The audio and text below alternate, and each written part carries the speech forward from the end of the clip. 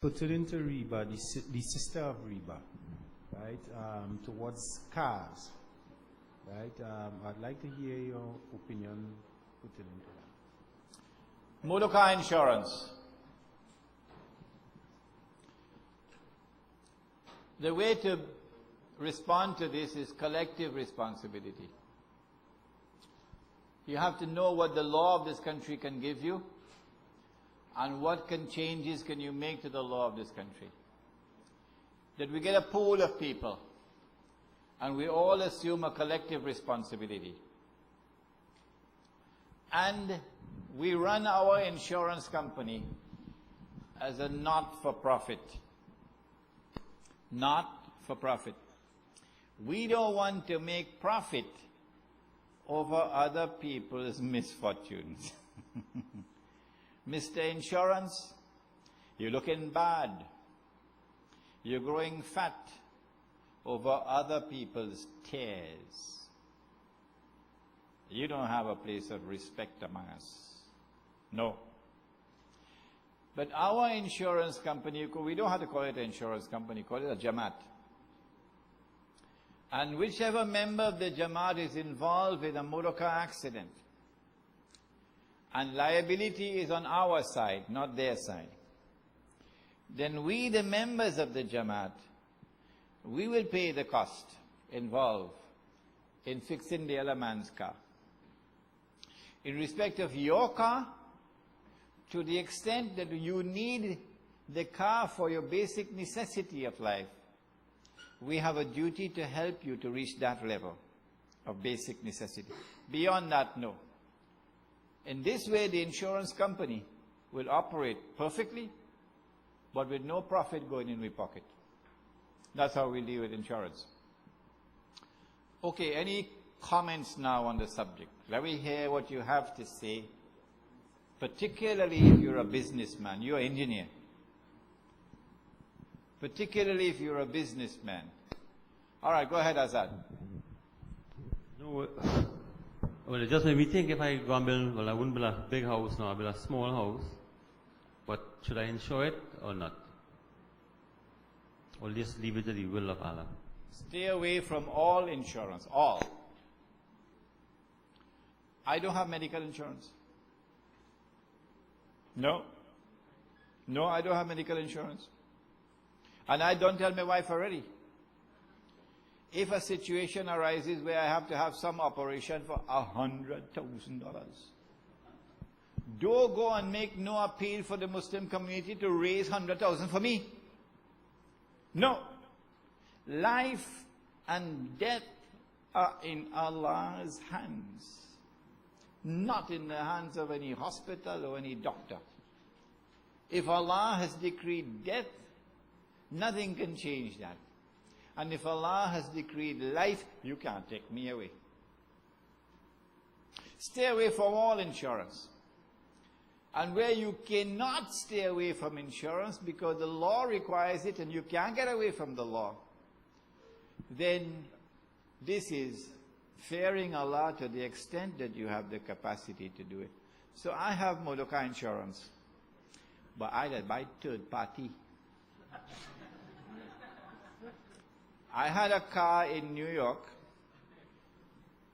and I had to go and deliver 2 lectures in Staten Island. In those days when I was young, I could do 4 lectures in a day. Now, not the same anymore.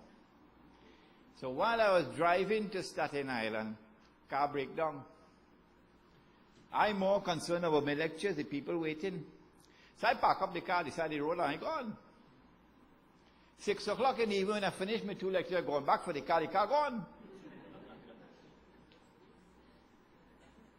Go in New York, you know. They stole the car. 2 days later, an Italian-American who had become a Muslim, was a businessman. He came to see me because he wanted to talk about riba. And someone had told him, come to Imran. So when he came to me, he heard the story. Then my car gone. So he said to me, I want to buy a car for you.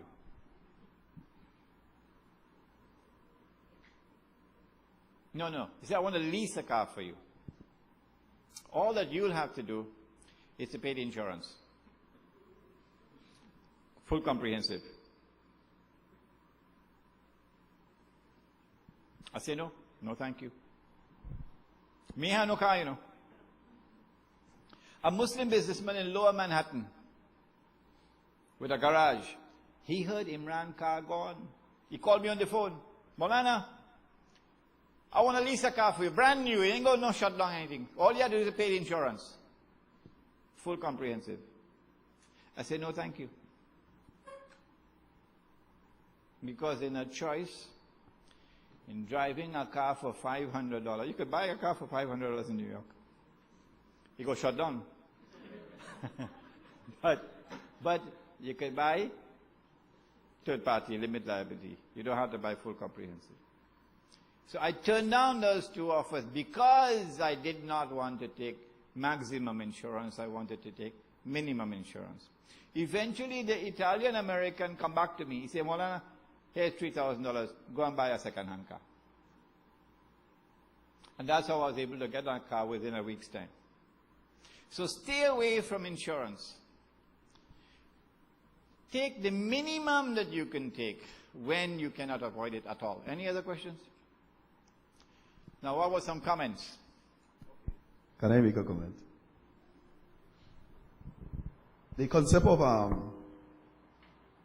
reaping where you have never sowed is one of the reasons for the crime wave that is sweeping the land right now, and the inability of the governments, Western governments, to stem the crime wave.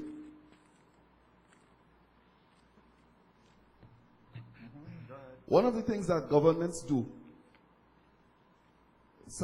this government or Trinidad, I'm dealing in Trinidad and Tobago, Western governments generally, is legalize some of the things that Allah had determined to be haram, like gambling. Gambling relative to establishing a national lotteries board. We're not even speaking about the opening up of the numerous casinos, but particularly the fact that government has legislated through acts of parliament that it is legal for you, the person, to go and take part in playway, which was, when it was way, it was illegal. The reason I'm saying that is because by people taking part in gambling, like, as I said, playway, or buying a lotto ticket, you are seeking to reap where you have never sowed. I don't know if Maulana is going to deal with that in more detail in probably the next session or so, but we need to look at the fact that if you encourage that, you legislate these things, making that which Allah determined to be haram as halal, you are reinforcing in the values of greed, selfishness, avarice. You are reinforcing these values in the children. So we have a generation who is now growing up under what we call the 50 cents mentality. And 50 Cent has an album out right now that is called Get Rich or Die Trying. And we notice that a lot of the youths are dying trying. Because all the killing and murder is linked essentially to making illegal money. And the fact is, if you take and train children from small to take part in practices that reinforce the values of greed, because if you want to reap or you have a great desire to reap where you have never sowed, that's selfish. That's greed. And you make a whole nation of greedy people. The people have it planted now in their minds and their heart. You could get something for nothing. From the time you could get something for nothing, you could kidnap as well. Then the pastures will be very green. You could buy enough tickets to Michael Bolton. You can buy enough tickets for Michael Bolton for his Mother's Day.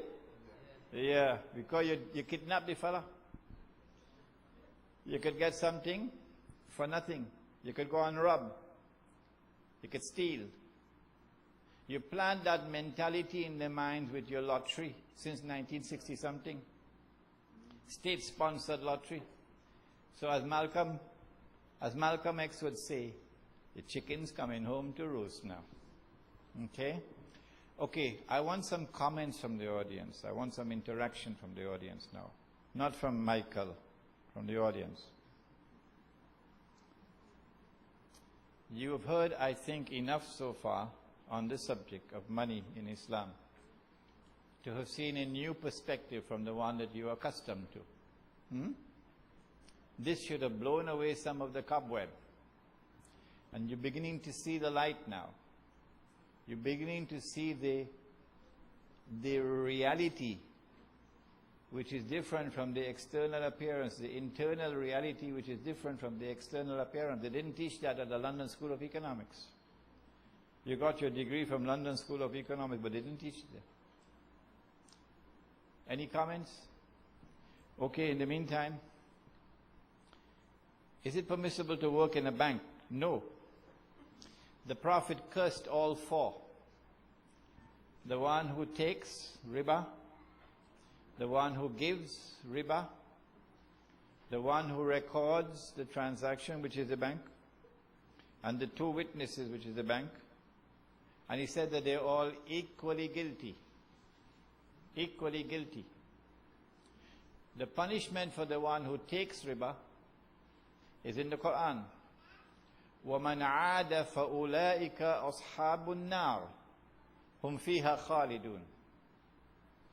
The one who persists in taking riba will now be punished by Allah with the fire of hell. And when you're in the fire of hell, even your party card can't help you. Your PNM party card and your UNC party card can't help you. And you remain in the fire of hell forever. The Lord speaks. If that is the punishment for the one who takes, what will be the punishment for the one who gives if they're both equally guilty? You figure out that now. Next question. If someone is ill and they cannot work to earn a living, and they have a little, and they look forward to a little interest to survive, could you put your money in a fixed deposit in the bank? It's only a little bit. It's only a little bit. We know it's bad, but it's only a little bit.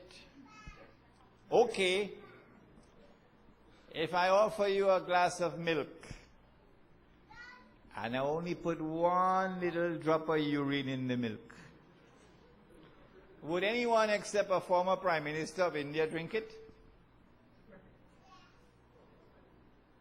Answer me. Morarji Desai. He used to drink his own urine. Prime Minister of India. Only one drop of urine. We're making so much fuss over that. No, me ain't go drink that. Not even half a drop of urine. I ain't go drink that.